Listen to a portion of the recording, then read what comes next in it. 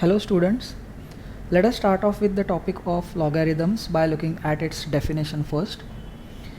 Suppose we have a raised to x is equal to b, so that is a familiar exponential notation where a is a real number greater than 0 but not equal to 1. Okay, in that case we say that log of b to the base a is x.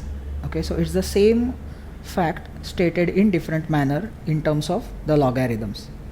The other way of looking at it is that when we are writing a log of some number b to some base a, what it means is we are asking the question that b is which power of a.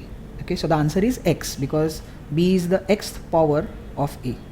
So in logarithmic notation, whenever we are given some equation like log of b to the base a is x, we can visualize it as a raised to x is equal to b. Alright, so that's the simple meaning of it.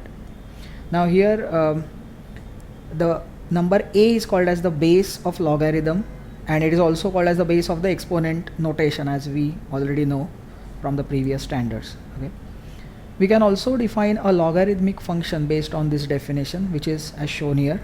So f of x is given as log of x to the base a, where a is positive real number not equal to 1. The domain will be strictly positive real numbers because the logarithm of 0 or negative numbers is not defined. The range is entire real number set. It can vary from -infinity to infinity, and the graph is as shown here. We see that there are two possible parts, or there are two possible graphs of log function depending on what is the value of a.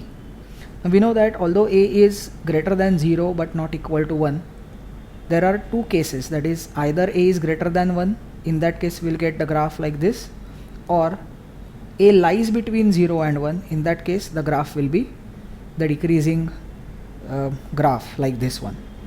And we can easily verify by considering the respective exponential notation.